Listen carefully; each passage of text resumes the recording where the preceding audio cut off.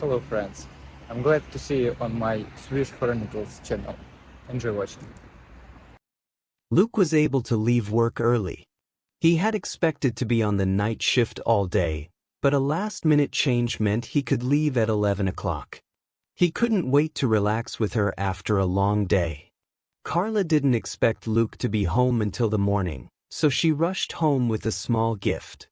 Luke picked up a bottle of wine and a bouquet of flowers on the way. As Luke pulled into the driveway, he felt a shiver of confusion run through him. Carla's car wasn't in the garage. The house was dark and everything was strange. At first he thought Carla must have gone out late at night on an errand. But when he stepped inside the house, the silence made him uneasy. Where could she be? Luke muttered to himself and pulled out his cell phone. He dialed Kara and waited for her to answer, his fingers tapping impatiently on the counter. Finally, she picked up. Kara's voice was flat, almost angry. "Kara, where are you?" "I left work early," Luke said, his voice still excited. After a long silence, Kara's voice came cold and hard into the phone. "I'm not coming home tonight." Luke blinked in surprise. "What do you mean? Why don't you say that again?" Kara snapped. "You didn't understand the first time." Luke's heart started pounding. "Carla, what's wrong? Why didn't you come home?" "I have an emergency." "Don't bother me." "Don't bother me, I'll come tomorrow." Luke stood with the phone to his ear, feeling his stomach churn with anxiety. "Something's wrong," he said. He had never seen Carla act so cold and unsympathetic before. As he listened to her indifferent tone, his initial surprise turned to anger. "Carla, this is ridiculous. Why are you so rude?" Luke's voice rose in frustration and his hand gripped the phone tighter. "Let's talk when I get home." But the line had already been cut. As Luke stood in the empty house, silence fell over him. His head was full of questions. Carla's behavior was not only strange, it was humiliating. Anger simmered beneath the surface. He looked at the empty driveway and vowed to figure out what was going on. Something wasn't right. Luke wasn't going to let this go until he had answers. The next morning Luke was sitting at the kitchen table, his chin down, waiting.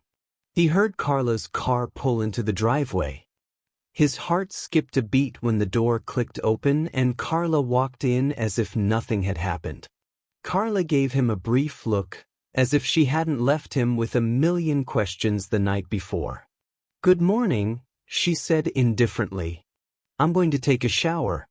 Luke's chest tightened in irritation. The woman didn't attempt to explain a single word. The tension between them was building and Luke wanted to confront her right then and there but decided to hold back. He decided to let her think everything was fine for a few minutes. Luke waited until he heard water running upstairs and with a feeling he couldn't ignore he went out and checked his car. Something didn't add up and he wasn't the kind of man to sit and ponder the uncertainties. The car was still warm as she drove off. Luke got in and immediately turned to the tablet he always used for navigation. His fingers trembled slightly as he tapped on his latest destination. He had spent the night on the other side of town, parked in front of his house in a quiet residential area. Luke stared at the screen, his heart pounding in his chest. Why was he there all night? I didn't even know what I was looking for. The condom box was open and one was missing. He hadn't used a condom in years. His hands went numb as he closed the compartment. His stomach churned and he felt a wave of betrayal wash over him. The dots had connected in the worst possible way. He knew what Carla had done. Luke went back into the house. Upstairs the shower was still running.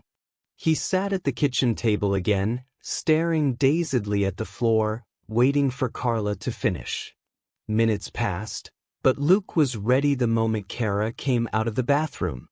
Kara came down the stairs, her wet hair wrapped in a towel, looking fresh-faced and innocent. She looked up at him, but Luke's stern gaze stopped her in her tracks. "What?" she asked, her tone already defensive. "I need to talk to you," Luke said in a low but determined voice. Kara rolled her eyes. "About what?" "About where you were last night." His gaze was cold, waiting for her answer.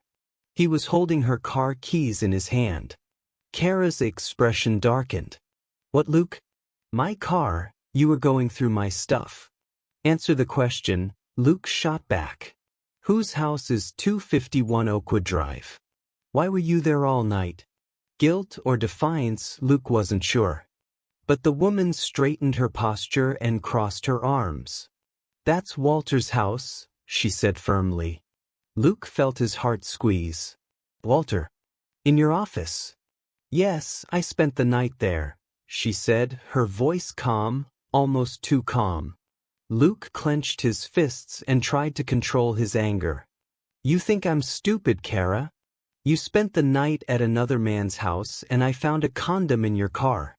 Carla narrowed her eyes. "So what if I stayed there?" "It's not what you think." "Then what?" Luke hissed angrily. "Tell me, is he your boyfriend?" Kara exhaled slowly, softening her defensive tone. "No, Luke. Walter is not my boyfriend." Luke glared at her, his patience wearing thin. "Then why were you at his house? Don't tell me some stupid lie. You have to tell me the truth." Kara finally lowered her arms, the anger on her face cooling. "Look, I had a problem at work. Walter helped me. He protected me in front of my boss. If it wasn't for him, I might have lost my job, so I went to thank him." "Thank him?" Luke's eyes flashed with disbelief. "What? You slept with her out of gratitude?" Carla's expression didn't change. "It was my idea, Luke. Walter didn't ask me to do it. I knew he was attracted to me, so I thought I'd give him something for helping me." Luke's blood ran cold. "You gave him something? I mean..." He paused, struggling to find the words. I slept with her as some kind of reward." Kara's calm was infuriating. "Yeah," she said. "It wasn't cheating, Luke. It was a spontaneous, honest exchange. Emotions had nothing to do with it." Luke looked at her in astonishment.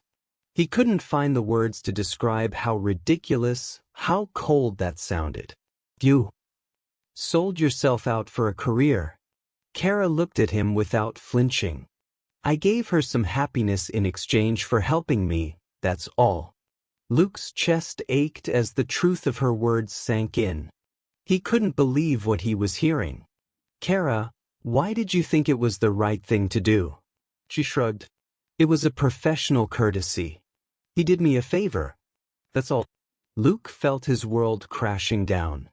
He should have subscribed to the channel immediately before coming up with a creative solution. Luke looked at Kara, trying to comprehend the absurdity of her words. Kara didn't flinch or show an ounce of remorse. "Luke," she continued, "but you're my husband and I love you. One night, one mistake, shouldn't be grounds for divorce and ruining what we have." She said this as if to alleviate some minor discomfort. Luke was confused and his heart began to pound with disbelief. She wasn't just asking for forgiveness, she was acting as if it didn't matter, as if it was something that could be swept under a sheeted flag. "Let's just forget it," Kara added. Luke didn't answer. He couldn't. His mouth went dry and his throat constricted with the realization of what she'd done. As he sat in stunned silence, Carla shifted her gaze to the bouquet of flowers on the counter. A smile spread across her face. "Wow, honey, are those flowers for me?" She walked over and admired the brightly colored petals as if nothing had happened. "You're so kind to me." Without waiting for an answer, she went to open the bottle of wine he'd brought. He took 2 glasses out of the cupboard and poured them both a glass each. He acted like everything was normal, like he wasn't admitting to a perverted affair for the sake of his career. Carla handed him the glasses and made a careless toast, raising her own. Luke, I'm so sorry. Luke, I'm so sorry. I may have done something stupid, but let's just forget about it and move on with our lives. Her tone was light, almost without malice, and she took a sip of wine, looking at him over the rim of her glass. Luke froze in place. It was as if she believed her charm and sweet words could negate betrayal. The fact that she was calmly manipulating the situation made his blood run cold in his veins. She wasn't remorseful. It wasn't a mistake for her. Luke silently sipped his wine and stood up. Kara looked at him strangely, but she couldn't stay in this room any longer. Her lies were thick and suffocating. He needed to clear his head. Luke stepped outside and breathed deeply of the cool morning air. He walked across the porch, running a hand through his hair. He was deeply hurt by Kara's betrayal, but what hurt him even more was that she didn't seem to care much. Kara had expected him to treat it as if nothing had happened and continue to play the loving husband. But Luke already knew. This wasn't an isolated mistake. Kara's callous, calculating attitude. It was clear that what she did was not a mistake, but a conscious and selfish choice. Kara might have thought she could outmaneuver him and make a fool of him, but she was sorely mistaken.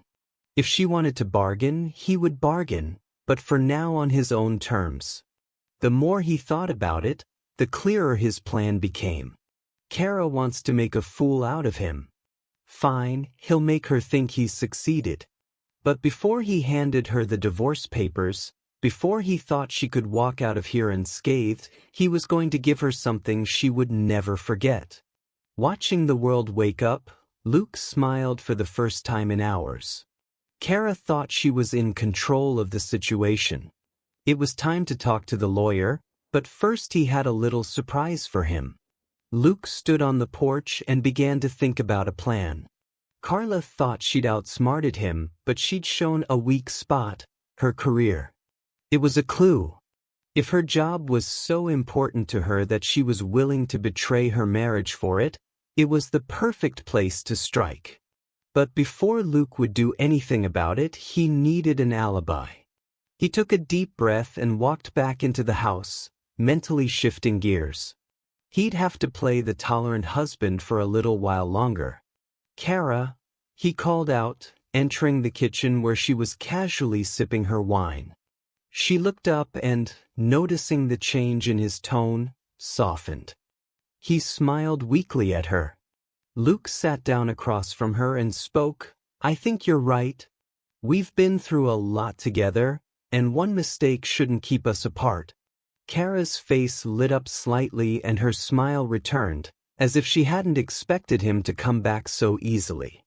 Luke, I knew you'd come around. We're stronger than this. He nodded, suppressing the pent-up resentment. Let's move on. I don't want to lose what we've built. Kara reached across the table and took his hand.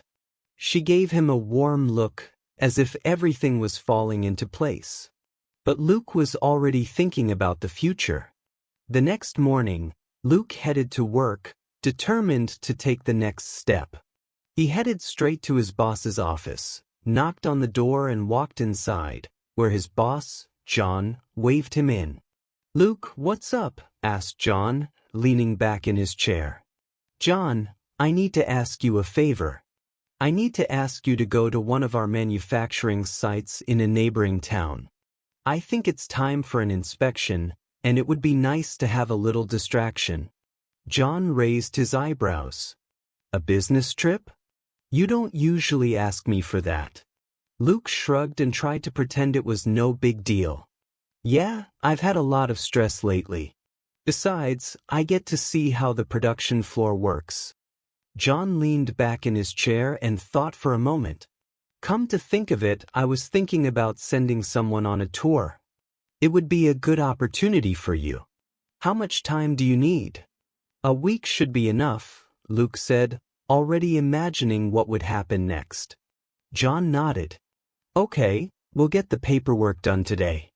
We'll have everything we need by the end of the week. Thank you, John. I really appreciate it. Later that day, Luke received all the official paperwork for his business trip. Signed documents, company approvals, anything that made his absence completely legitimate. It was the alibi he needed. Upon returning home that evening, Luke nonchalantly handed the papers to Carla at the dinner table. It seems I have a business trip coming up, he said. Starting Monday, I'll be gone for a week. Carla glanced at the papers. A week? But work is work, right? But work is work, right? Exactly, Luke said in a calmer tone. It's part of the job. Kara smiled, and there was no doubt in her eyes. She trusted him completely, and that was exactly what Luke wanted. Over the next few days, Luke set the wheels of his plan in motion. With his alibi secured, he set about finding the perfect person to carry out his revenge. His search led him to a group of young event organizers specializing in flash mobs and creative pranks. They were used to organizing all sorts of public stunts and were intrigued by Luke's request. Luke met the group at a small cafe a few kilometers from his home. The scene had to be carefully staged to embarrass and humiliate Kara. It had to be elegant, subtle, but subversive. So, you want me to put on a show? One of the organizers asked, interested but slightly puzzled. Luke nodded seriously. That's exactly right. We need something to make her think she's going crazy. We need it to be personal, like she's revealing her true self but making us question everything. The group exchanged glances and were already starting to mull over ideas. One of them smiled and said, "If you want her to feel the fever, we can do that." Monday morning Luke left on a business trip. Carla saw him off without hesitation, assuming that things were back to normal between them. She had no idea what was about to happen. As usual, Carla went to the cafe near the office to have her usual coffee and croissant and get on with her morning routine. When she entered the store, the smell of freshly baked pastries was in the air and the familiar atmosphere lent a sense of comfort. She placed her order and waited at the counter while the barista prepared her coffee. As Kara reached for her cup, a man in a strict business suit approached her. He looked at her as if he'd seen her somewhere before. "Oh, it's you," he exclaimed. "I recognize you." Just like a woman thanking a coworker at work. "How nice of you." Carla took the words as a slap in the face and froze. She stared at the man with her heart racing. "I'm sorry," she whispered, completely confused. The man chuckled, his expression was serious, but there was a disturbing amusement in it. "That's very generous of you. Not many of my colleagues would go that far." With those words he walked away, and Kara was left standing there, stunned. She stood silent for a while, trying to comprehend what had happened. There must be some kind of mistake. Perhaps he had mistaken her for someone else. She brushed the thought away and walked quickly out of the cafe with her coffee and croissant in hand. The next day Carla returned to the cafe. But the strange encounter of the previous morning was still fresh in her mind. She tried to forget about it. People always made strange remarks. But it didn't matter. As she approached the counter to place her order, an older gentleman sat down next to her. When he saw her, his eyes widened and he turned to her with a warm smile. "Ah, madam, I have heard of your generosity. To share your body for the success of your career is truly a feat of self-sacrifice." Carla's face turned pale. She was at a loss for words and felt a pit in her stomach. What are you talking about?" She managed to utter it, but her voice was barely above a whisper. The old man waved his hand dismissively. "Don't be so modest. Rumors of your kind spread quickly. They're just rumors. He smiled one last time and turned away. Carla's hand trembled as she took her coffee, and her heart jumped. This was no coincidence. Twice now strangers had approached her and made those awful, suggestive comments. But what? How did they know? She walked out of the cafe in a daze, paranoia weighing heavily on her chest. On the way to the office, her thoughts went back to that night with Walter. No one knows about it. No one but him. By the middle of the week, Carla had become nervous and irritable. She convinced herself that the previous encounters could have been casual, random, and unrelated remarks. However, when she walked into the cafe that morning, a familiar dread gripped her. She placed her order and waited, looking around nervously. As soon as the barista called her name, a young woman approached her with a tray holding several drinks. She smiled brightly as if recognizing Carla. "Oh, you must be the Carla," the woman said in a cheerful voice.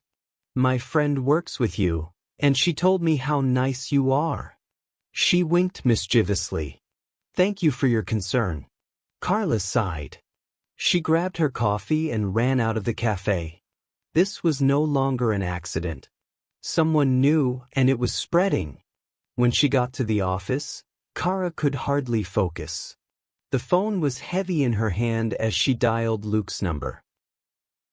"Luke, something strange is happening. People, strangers? They're talking about me. About that night. It's like they know. They know." There was a pause on the other end of the phone before Luke spoke. "Kara, why are you bringing this up again? I thought we agreed to forget about it." "I know, but this is different. I think someone is spreading rumors. Or does it have something to do with you?" Her voice cracked, desperate for an answer. Luke sighed disappointedly. "Carla, seriously, you think I'm behind this? I told you I moved out. I told you." "Luke, please." "Listen," Luke interrupted her, his voice firm. "I'm busy at work. I don't have time for this nonsense." A short time later, the video call connected, and Luke, wearing a helmet and safety vest, strolled across the production floor. "Look, I'm doing real work here. I don't care about the past, Kara. Don't embarrass me." Kara's heart sank as she watched him move around the factory, focused on his work. "I'm sorry," she murmured. But I have to go," he said. "Don't call me if it's not important." That was the end of the conversation. Kara leaned back in her chair, confusion and fear overwhelming her. She didn't feel like everyone knew that her secret was out. Then a cold wave hit her. Walter. He was the only one who knew. Was he the mastermind? Or was he missing something? As the pieces began to fit together, Kara grew more and more panicked. She had to find out if Walter had betrayed her. But for now, she was trapped in a maelstrom of fear, not knowing who she could trust and desperately trying to maintain her crumbling facade. She needed answers. Every part of her was tormented by the strange encounter and the eerie feeling that her secret no longer belonged to her. She found Walter in his office, sitting at his desk. Kara stepped inside, quietly closed the door, and took a deep breath. Her voice was low, barely above a whisper, but there was irritation and fear in it. "Walter," she whispered, "have you told anyone about us?" Walter looked up, a puzzled expression on his face. "What, Kara? What are you talking about?" Kara narrowed her eyes. "About that night. That night. Did you open your mouth and tell anyone?" Walter turned pale. "No, of course not. Of course I did." "Don't lie to me," Carla hissed in a low, angry voice. "If management finds out, you'll be fired, Walter. You know the company rules. You know the company rules. No affairs between employees. I'm not stupid. Do you realize what's going to happen to both of us?" Visibly upset, Walter raised his hands in defense. Kara, I swear I didn't tell anyone. I don't want to jeopardize my career over something like this. You know me too well. Carla scrutinized his face, looking for signs of deception, but saw only confusion and fear. Anger boiled inside her, and her heart raced even harder. If Walter wasn't spreading rumors, who was? The strange encounters, the comments from strangers. I don't understand what it all means. She felt a cold shiver of fear. Was she going crazy? Is someone playing twisted games with her? Paranoia plagued her all day, and every minute seemed harder. By the time she left the office, Kara's nerves had reached a breaking point. Clutching a folder of papers to her chest, she walked pensively out of the building. Suddenly, a young man swooped down on her, knocking the folder out of her hands. The papers scattered to the sidewalk and fluttered in the wind. "Oh, I'm sorry," the man said quickly, bending down to help her gather the papers. Kara knelt down beside him, struggling to suppress her irritation. "It's okay. It's my fault. I was inattentive," she whispered, grabbing the last of the papers. "Thank you for helping me." The man smiled, his eyes gleaming with surprise. "I don't need verbal thanks. In gratitude for saving my papers, let's spend the night together." Kara's heart raced and she looked into his eyes in disbelief. Her voice trembled. The man grinned. "I can see it in your eyes. You like to thank men, don't you?" Anger flared in Kara, and before she could stop herself, she threw the folder at him. She trembled with rage, her voice shaking with anger. "I will not leave your wet spot." The man laughed wickedly, sending a chill down her spine. Without another word, he turned and sped down the street, disappearing around the corner before she could think about following him. Kara stood still, breathing heavily, her body shaking with anger and fear. She felt as if her feet were slipping off the ground. Everywhere she turned, someone was remembering that night and mocking her. It seemed as if the whole world had learned her secret. That evening, Carla sat in the dimly lit living room, her hands trembling, clutching her wine glass tightly. She had barely touched her dinner, her stomach clenched, and her mind replayed over and over again the events of the past few days. Her heart was racing, and no amount of wine could calm her nerves. She felt like she was falling apart. Nothing made sense anymore. Who were these people and how did they know? Or worse, maybe she was going crazy.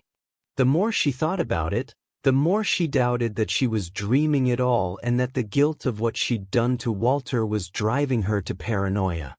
With trembling hands, Kara picked up her cell phone and opened the browser. Psychotherapist near me.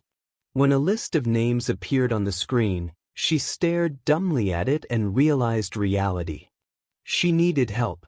Either someone was playing a sophisticated and cruel game with her, or her heart was betraying her. Either way, one thing was certain. She was on the verge of something she couldn't control. By Friday morning, Kara was nervous and frustrated by the week's strange encounters. She was determined to avoid any more awkwardness or humiliating situations.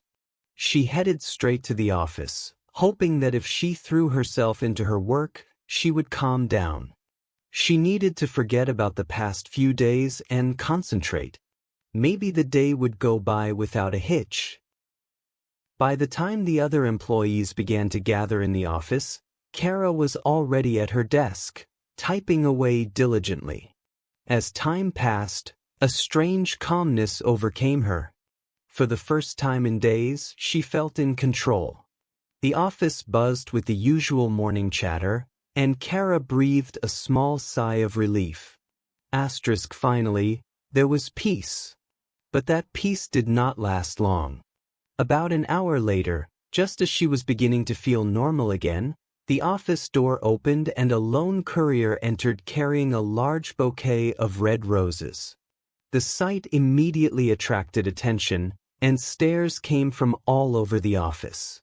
As if oblivious to the tension, the courier walked to the middle of the room and announced loudly, "Delivery for Carla." The words hit her like a shock wave. Carla's stomach rose as she felt the heat of everyone's eyes on her. A few curious and amused colleagues gathered around. Carla approached the courier, her heart racing. "I didn't order anything," he said. "What makes you think these flowers will be sent to me?" The deliver man shrugged innocently and pulled out a small card tucked between the roses. Coughing, he began to read the note aloud, "Asterisk to the most sexy and divine Carla, who made me so happy that magical night. Signed, Walter." The room was silent for a moment, laughter and whispers booming around her. Carla stood frozen in fear and felt the blood drain from her face. She could hear the stifled laughter of her colleagues, the mumbled comments, the judgmental eyes scanning her from head to toe. It was like a nightmare come true. Without thinking, Kara lunged forward, knocking the bouquet out of the courier's hands and scattering the roses on the floor. "What in the world is this?" she exclaimed, her voice shaking with anger and humiliation. "What kind of lousy joke are you playing?" Some of her colleagues, still laughing, looked on in shock as Kara's outburst continued. She could not stop herself. People whispered, exchanged glances, and some tried to soothe her, but Carla had lost her reason. "Carla, calm down," one of her colleagues said. But it was a nightmare for Carla, and the fact that Walter was there and did not even explain made matters worse. In a bad coincidence, Walter had been ordered by his boss to go to another office and was not present. As Carla was hurling obscenities at the courier, who was struggling to catch his breath and back away, the door to the boss's office opened. Mr. Harris, the boss, came out looking a mixture of confused and worried. Carla was screaming, bouquets of flowers were scattered on the floor, and the courier was running for the exit. "What the hell is going on?" Mr. Harris looked from Carla to the scattered bouquet and note, then bent down and picked up the note. He quickly read the words on the card. "Carla," he said sternly, holding up the note. "What's going on?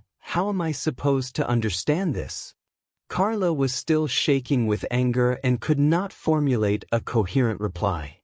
Her mind was a blur of anger, fear, and shame. Her colleagues were still watching, their whispers growing louder. "Did Walter really send you flowers? Are you two dating? You are married and you know the company policy." "No, I'm not," Kara hissed. "This is all a setup, some kind of sick joke." "I would never," but the words caught in her throat and her hands trembled uncontrollably. Mr. Harris looked at her carefully, his brow wrinkling with worry and suspicion. "Kara," he said slowly, "I'm sorry. This is unreasonable behavior. If Walter is involved in this, we need to know now. Otherwise, you're putting your entire career in jeopardy."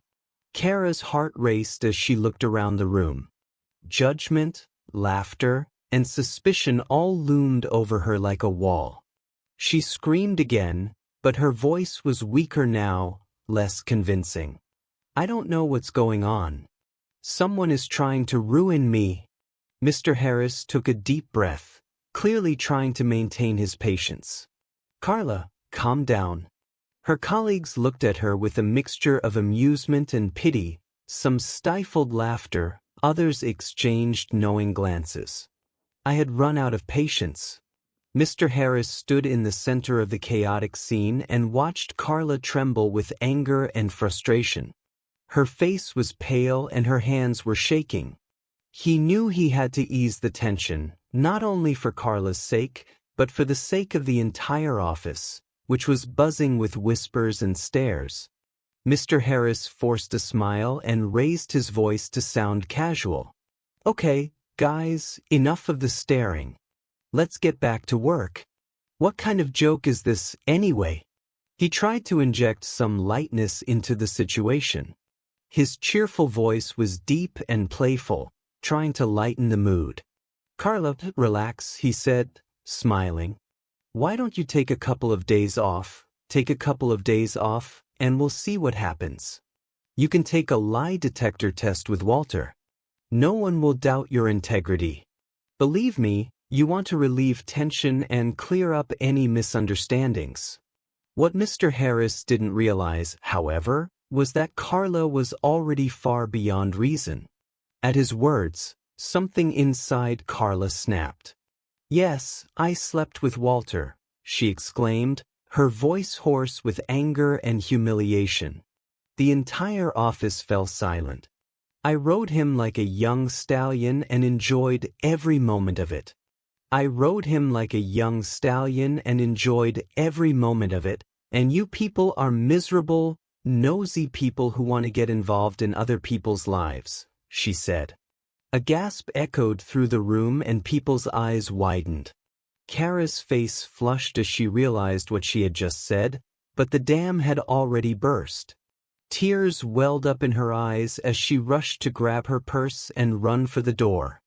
As Kara ran outside, she almost collided with Walter, who had just returned from his mission. He didn't know what had happened, and his usual confident demeanor was shattered when he saw Carla. "Tell him, Walter," Kara exclaimed, her voice full of emotion. "Tell everyone how we were rolling around in your house. They are dying to know the details. We've been living a boring, gray life cooped up in this office," she said. Walter froze and lost his color. His knees trembled slightly and he struggled to understand what was happening. His wide eyes scanned the room and saw the shocked faces of his colleagues. Carla's words drifted through the air like thick, suffocating clouds. "Carla, why did you tell everyone about this?" "It was our secret," Walter asked weakly. It was as if the ground had been ripped away. "Is it true?" Mr. Harris asked in a heavy, humorless voice. His eyes were fixed on Walter, who stood there like a deer in the headlights. "Something happened between you two," he said. Walter looked down at the floor and muttered, his face clouded. "I swear." Mr. Harris pinched the bridge of his nose and exhaled heavily. Mr. Harris pinched the bridge of his nose and exhaled heavily. He looked at Walter with a mixture of disappointment and irritation. "Walter, I need to talk to you." Now, when Walter followed Mr. Harris into the office, the rest of the staff was in a quiet buzz, exchanging glances and mouthing off about the events that had just transpired. Kara's breakdown, her shocking admission, and Walter's stunned reaction had thrown the office into complete confusion. Luke returned home on Saturday feeling a mixture of satisfaction and curiosity. He had orchestrated part of Kara's downfall, but he had no idea how far things had spiraled out of control in his absence. The moment he entered the house, the air was heavy with tension. Kara was in the kitchen, sitting at the table, clutching a glass of wine with trembling hands. Her eyes were wild, a mixture of melancholy and madness. The woman who had once been so confident now seemed completely broken. Luke sensed that something terrible had happened. The moment Kara saw him, her expression twisted into anger. "You," she screamed, standing up. "It's your fault. You set me up. You planned all of this." Luke stepped back and raised his hands in a defensive gesture. "Carla, calm down. What are you talking about? I didn't do anything." But Carla wasn't listening. Her eyes were full of anger and despair. "You wanted to ruin me. You wanted to humiliate me in front of everyone. I am your husband. I am your husband. I didn't arrange anything. Let's talk about it, okay?" Carla's hands shook violently and her face turned pale with anger. Then, without warning, she rushed to the counter and grabbed a large kitchen knife. She turned to him with the blade in her hand, and her eyes grew frantic. "You're going to pay for this," she shouted, swinging the knife at Luke. "You think you can destroy me and get away with it?" Luke's heart was pounding in his chest, but he kept his composure. He slowly stepped back, pulled his cell phone out of his pocket, and dialed 911. "Carla, put the knife down," he said as calmly as he could, his voice low but firm. "You're losing your temper. I need help." Carla continued to rant and clutch the knife. "You ruined my life, Luke. You made a fool of me. You made me a fool. You set me up, you monster." The police arrived a few minutes later, bursting through the door and quickly assessing the situation. Kara was screaming incoherently, holding a knife in her hand. There was a mask of pure misery on her face, and her words had turned into incoherent ramblings. As Carla was led away in handcuffs, Luke felt a strange mixture of pity and relief. She was no longer in her right mind. It was all over. At the hospital, doctors diagnosed Carla with a severe nervous disorder. She was placed under temporary psychiatric care, and Luke decided this was his chance to end it all. While Carla was undergoing treatment, Luke took the steps he had been planning for weeks. He discreetly withdrew a large sum of money from their joint account and transferred it to his personal account. With the help of a lawyer, he prepared divorce papers and prepared for the final stage of his revenge. When Carla returned home, the house was empty and a stack of papers lay on the kitchen table. Luke had moved out, leaving no explanation other than the divorce papers and a note asking her not to contact him. Kara's anger flared up again as soon as she realized what was happening. A few days later, Kara contacted Luke, furious about the missing money. She accused him of stealing it, but Luke was ready. His expression was calm but stern. "I didn't steal anything, Kara," Luke said coldly. "But I'll tell you this. The cameras at the house have footage of you attacking me with a knife. If you want to play that game, I could easily charge you with attempted murder." Kara's face went white. Luke stepped closer, icy determination in his voice. "You're out of your mind, Carla. I did everything on my own. I tried to live my life the way you wanted, as if nothing had happened, and you ruined everything with your lies and insanity." Carla's anger turned to panic, but she knew Luke was tracking her. You can't do this," she whispered, her voice trembling. "I can," Luke replied in an even voice. "And I've already done it. You won't get a penny from me. If you keep pushing me, I'll tell everyone what happened." Left with no choice, Carla signed the divorce papers. She lost her job and her reputation, Walter was fired, and the scandal in their office was growing. Meanwhile, Luke walked away, free from the nightmare Carla had created. His revenge was complete. Luke took his revenge with care and calculation. He had been patient and played his part. Now Carla was the cause of her own downfall.